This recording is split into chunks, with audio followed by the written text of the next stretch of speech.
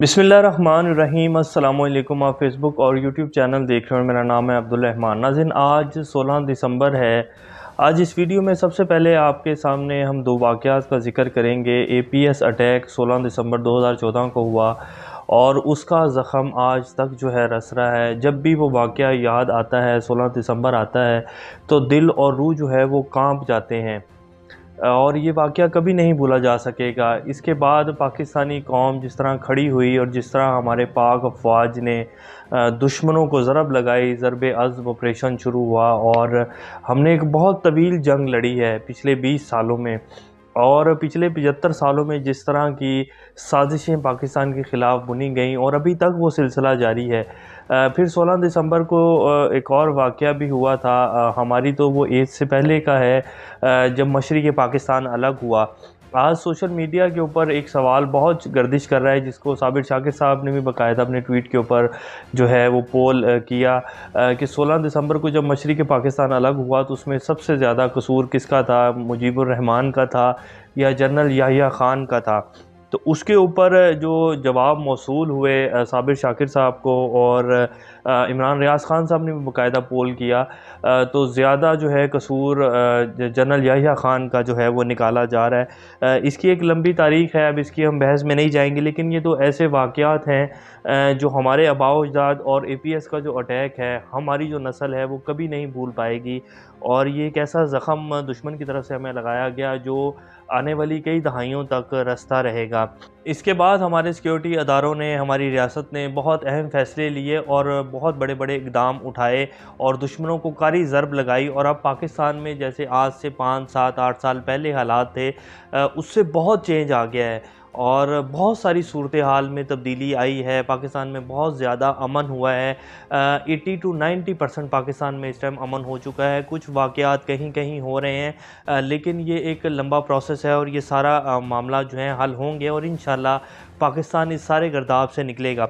अब आज की इस वीडियो में हम पाक अफ़गान बॉर्डर के ऊपर दोबारा पिछले एक हफ़्ते के दौरान ये दूसरा वाक़या हुआ है। कल दोबारा जो है पाक अफ़गान बॉर्डर के ऊपर चमन वाली साइड पर दोबारा से अफ़गान सिक्योरिटी फोर्सेस की तरफ से शदीद गोलाबारी और फायरिंग की गई, जिसमें 2 शहरी और कहा जा रहा है कि जी एक तो बच्चा है जो शहीद हो गया और 12 के करीब जो लोग हैं वो ज़ख्मी हो गए हैं। कोयटा में एमरजेंसी नाफिज कर दी गई है। 11 दिसंबर को भी अफ़गान बॉर्डर के ऊपर ठीक 4 से 5 दिन पहले ऐसा एक वाक़या हुआ जिसमें तकरीबन 6 लोग जो हैं वो शहीद हुए थे और 17 लोग जो हैं वो ज़ख्मी हुए थे। अब कल जो है अमरीकी सेंटकॉम के जो कमांडर हैं उनकी आर्मी चीफ से मुलाकात हुई है। हिना रबानी खर ने भी कल जो है एक प्रेस कॉन्फ्रेंस की परसों, उसमें बाकायदा उन्होंने कहा कि जी हम यूनाइटेड नेशन में भारत के ख़िलाफ़ एक डोज़ियर लेके जा रहे हैं। ये सारी खबरें आज आपके सामने रखेंगे, लेकिन इससे पहले अगर आप लोगों ने चैनल को सब्सक्राइब नहीं किया तो रेड बटन को प्रेस कर लें और बेल आइकॉन को भी प्रेस कर लें ताकि लेटेस्ट अपडेट्स आप लोगों को मिलती रहें और ये जो हमारा ताल्लुक़ है ऐसे ही जुड़ा रहे।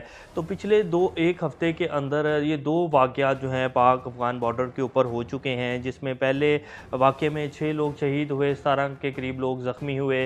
अब कल जो वाक़या हुआ है उसमें 2 लोग शहीद हुए हैं पाकिस्तानी और 12 के करीब जो लोग हैं वो ज़ख्मी हुए हैं। पाक अफ़गान बॉर्डर के ऊपर मोस्टली जो हैं अफ़गान रिफ्यूजीज़, अफ़गान कैंप्स बने हुए हैं और लोगों की शहादत हुई है। ये वाक़यात पिछले 1 से डेढ़ माह के अंदर जब से नए आर्मी चीफ़ की तैनाती हुई है उसके बाद सारा ये मामला जो है वो ख़राब होने शुरू हुए हैं। फिर कल जो अमरीकी सेंटकॉम के कमांडर हैं उनकी army chief general Syed Asim Munir Shah साहब से मुलाकात हुई है। उन्होंने इलाकाई सूरत हाल और पाकिस्तान ने जिस तरह सैलाब की सूरत हाल में पाक फ़ौज ने पाकिस्तान में काम किए उनको सराहा, लेकिन उस मुलाकात के जो असल मकासद थे वो क्या थे? दरअसल पाकिस्तान की जो ख़ारजा पॉलिसी है उसमें एक पिछले कुछ दिनों में एक शिफ्ट आया है जो आपके सामने रखेंगे।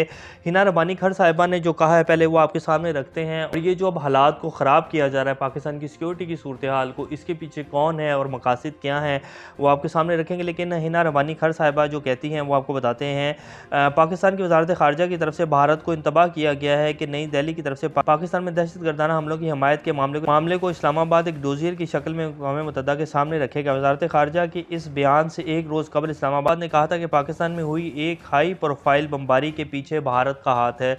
जो ये 6 दिन पहले 11 दिसंबर को पाक अफगान बॉर्डर पे बमबारी की गई, बाकायदा जो है बमबारी की गई और फायरिंग की गई।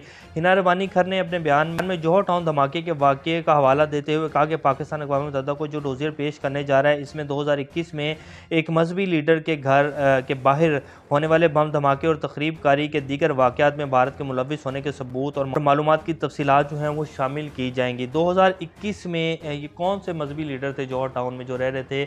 हाफिज़ सईद साहब का घर है, जिसके बाहर ये धमाका किया गया था। जनरल बाजवा साहब आर्मी चीफ थे और उस वाक़े के 3 साढ़े 3 घंटे के अंदर जो है मुजरिम भी पकड़ा गया था और उसके बाद उस मामले पे को थोड़ा सा उठाया गया, लेकिन उसके बाद हालांकि उसी टाइम उस मामले को जो है यूनाइटेड नेशन लेके जाना चाहिए था, लेकिन उसके बाद वो मामलात आगे नहीं बढ़े। अब नए आर्मी चीफ जो हैं वो आ चुके हैं और अब ये दोबारा मामला जो है वो उठाया जा रहा है और ये इसको जो है अब यूनाइटेड नेशन में लेके जा रहे हैं। और इन सारे मामलात के पीछे जो है भारत ही है और भारत के बाकायदा मीडिया चैनल्स जो हैं वो इस चीज़ को एक्सेप्ट कर चुके हैं ऑन रिकॉर्ड बैठ के कि जी भारत जो है वो पाकिस्तान में ये सब कुछ करवा रहा है। भारत के वज़ीर ख़ारजा ने बाकायदा ये कहा था कि जी हमने पाकिस्तान को ब्लैक लिस्ट करवाने के लिए जो है बहुत ज़्यादा काम किया है और हमारी बहुत कोशिश थी कि पाकिस्तान FATF की ब्लैक लिस्ट में चले जाए। इसी तरह मीडिया भी जो है इंडिया का उसने बारहा इस बात को एक्सेप्ट किया है कि जी भारत जो है वो पाकिस्तान में इस तरह की कार्रवाइयाँ करवाता है। फिर कुलभूषण यादव का पकड़ा जाना और ये सारे मामलात जो है इनको अब जो है यूनाइटेड नेशन लेके जाया जा रहा है और बाकायदा ये जो पिछले एक हफ़्ते में 2 दफ़ा पाक अफ़गान बॉर्डर के ऊपर ये जो शदीद गोलाबारी और जो है फायरिंग की गई है, इसके पीछे भारत है। जैसे कि हमने उस दिन भी आपके सामने जिक्र किया, पाकिस्तान को स्टेबलाइजेशन की तरफ जाता हुआ कोई भी नहीं देख सकता, ख़ास तौर पर भारत हो, अमेरिका हो ये और ये जो बैरूनी ताकतें हैं, क्योंकि पाकिस्तान चाइना के साथ CPEC को आगे लेकर बढ़ रहा है। फिर पिछले दिनों में चाइना और सऊदी अरब की जो मुलाकात हुई है उसमें ये तो कहा गया है कि जी एक स्ट्रेटेजिक पार्टनरशिप है और हम अपने मुफाद को देखकर चलते हैं, सऊदीया की तरफ से ये कहा गया। लेकिन इसको जो बैरूनी ताकतें हैं और ख़ास तौर पे जो इंटरनेशनल दुनिया है वो इसको इस तरह नहीं देख रही जिस तरह इसको दिखाया जा रहा है। वो सारे इसको जो है एक ब्लॉक की सूरत में देख रहे हैं, पाकिस्तान, चाइना, तुर्की, सऊदी अरब, ईरान, रशिया और सेंट्रल एशियन रियासतें। तो इसलिए पाकिस्तान जो है इसका जो स्ट्रेटेजिक पोजीशन है पाकिस्तान की और CPEC जो है उसका 90% जो इन्हिसार है वो पाकिस्तान है और ग्वादर पोर्ट है।